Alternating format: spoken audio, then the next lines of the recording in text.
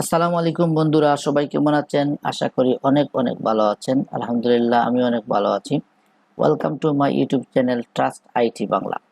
বন্ধুরা, আপনারা দেখতেই পাচ্ছেন অলরেডি আমি অ্যাডোবি ফটোশপ 2020 ওপেন করে রেখেছি এবং তার মধ্যে একটি টুলের নাম দেখতে পাচ্ছেন। টুলটির নাম হলো ইরেজার টুল।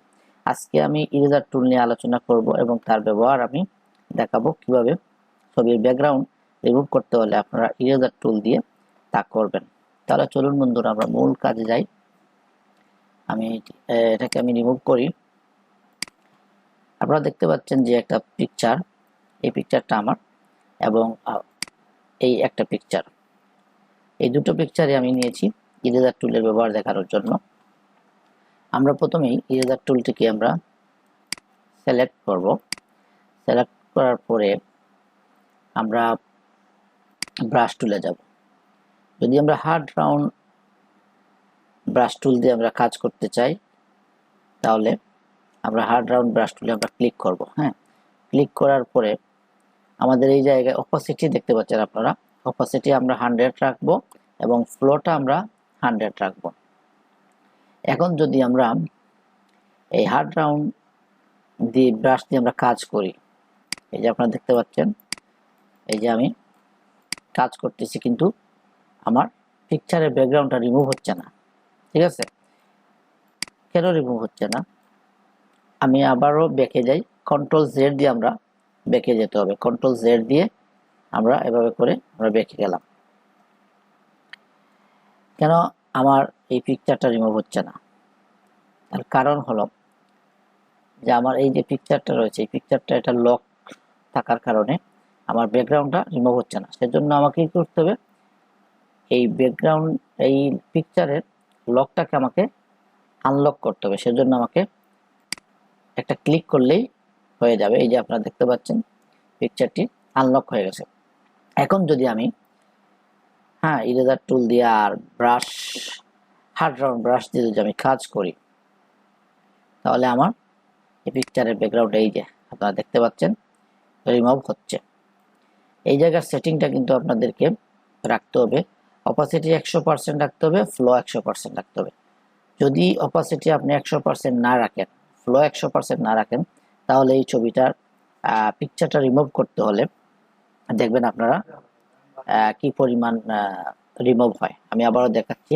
আমি এখন ব্যাকে যাচ্ছি কন্ট্রোল জেড দিয়ে। ঠিক আছে, এই যে অপাসিটিটা আমি মনে করেন আমি রাখলাম 26 আর ফলোটা রাখলাম মনে করেন 115। ঠিক আছে, এখন যদি আমি এই যে রিমুভ করি, এই যে দেখতে পাচ্ছেন আপনারা হালকা রিমুভ হচ্ছে, হালকা রিমুভ হচ্ছে। ঠিক আছে, সেজন্য আমাদের কি করতে হবে?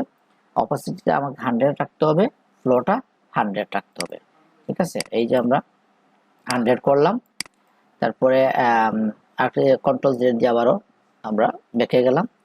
একটা জিনিস দেখাই, আমি যদি 100 সফট রাউন্ড দিয়ে আমি কাজ করি, এই যে সফট রাউন্ড দিয়ে আমি যদি রিমুভ করতে যাই, এই যে রিমুভ করলে আমার কি হবে? সফট রাউন্ডে এই যে পুরোপুরি কিন্তু রিমুভ হবে না।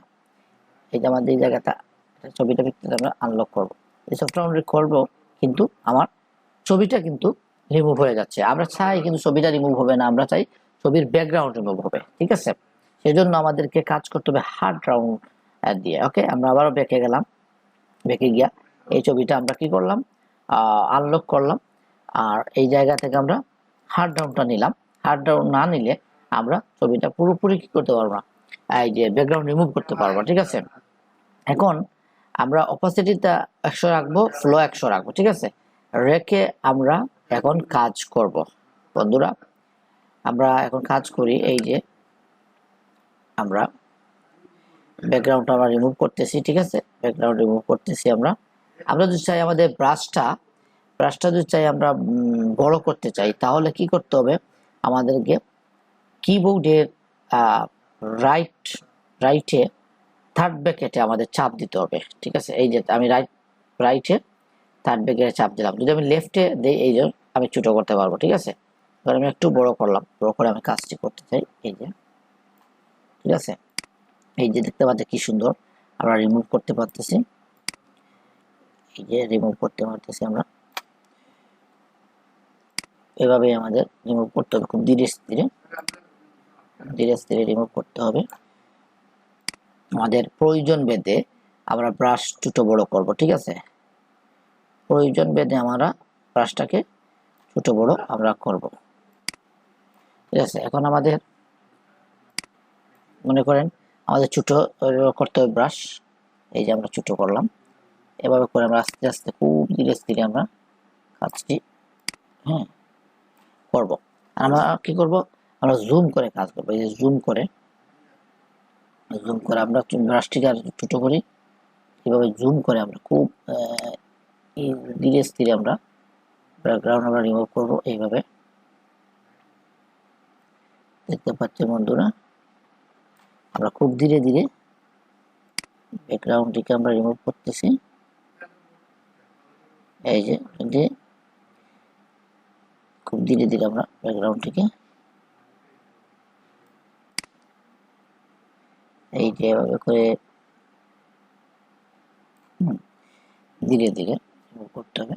আর আমরা ছবিটা আমরা অক্ষত থাকতে হবে, জাস্ট ব্যাকগ্রাউন্ডটা আমাদের রিমুভ করতে হবে। সেজন্য আমাদের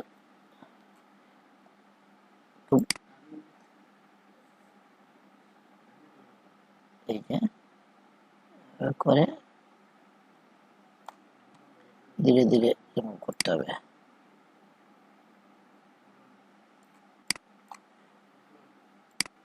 ঠিক আছে বন্ধুরা, এগুলাকে আমরা এভাবে রিমুভ করে দেব।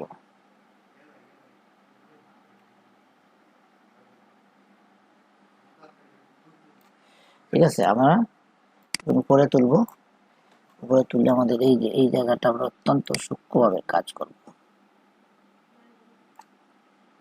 খুব সূক্ষ্মভাবে আমরা কাজ করব। ঠিক আছে, আপনারা দেখেন আমি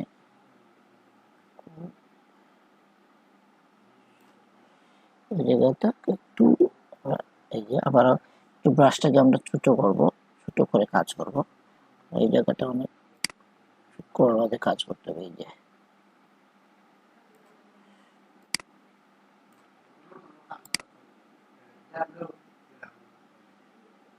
এই যে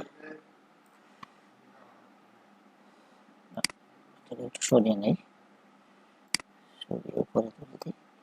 পরবর্তীতে আনবো এটা আমরা একটু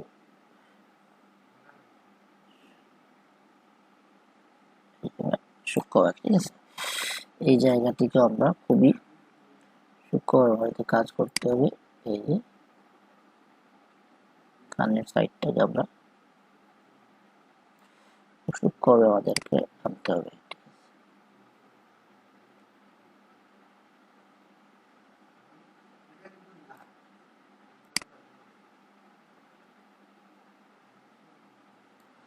দেখতে পাচ্ছেন বন্ধুরা, আমরা খুব সূক্ষ্মভাবে আমরা কাজ করতেছি।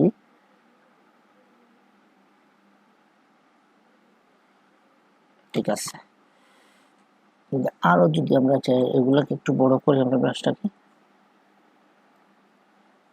আমরা বড় করে এইগুলাকে আমরা রেজার টুল দিয়ে আমরা রিমুভ করি। এই যে রিমুভ করলাম আমরা এই জায়গাটুকু করে আমরা এই রেজার টুল দিয়ে এই যে রিমুভ করলাম। ঠিক আছে, আমরা একটু যদি আমরা দেখি একটু ব্রাশটা একটু জুম করে, এই যে আপনারা দেখতে পাচ্ছেন, এখন আমরা ব্রাশটিকে আরো ছোট করবো। এই যে আপনারা দেখতে পাচ্ছেন,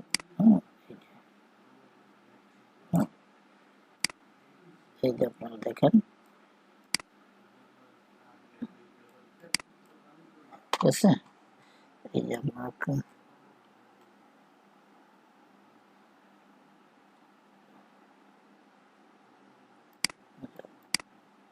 ঠিক আছে, আমরা খুব সূক্ষ্মভাবে চেষ্টা করতেছি সূক্ষ্মভাবে কাজ করার জন্য। আমরা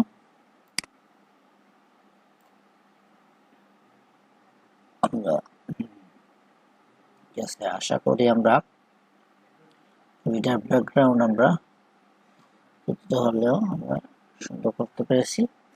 এই যে বন্ধুরা, আমি এই যে ঠিক আছে হয়ে গেছে। ব্রাশটিকে আমি একটু বড় করব, ঠিক আছে, আমি কিভাবে বড় করতে আপনাদের বলে দিয়েছি। আমি বড় করতে হলে আমাকে কি করতে হবে, কিবোর্ডের থার্ড ব্র্যাকেট রাইট রাইট দিকে আপনি প্রেস করতে হবে। রাইট থার্ড ব্র্যাকেট যদি রাইট দিক রাইটে যেটা রয়েছে সেটিকে আপনাকে কি করতে হবে, আপনি সেটিকে আপনি হ্যাঁ, এখন আমি ছোট করব, কিবোর্ডের লেফট থার্ড ব্র্যাকেট আমি ক্লিক করতেছি, করে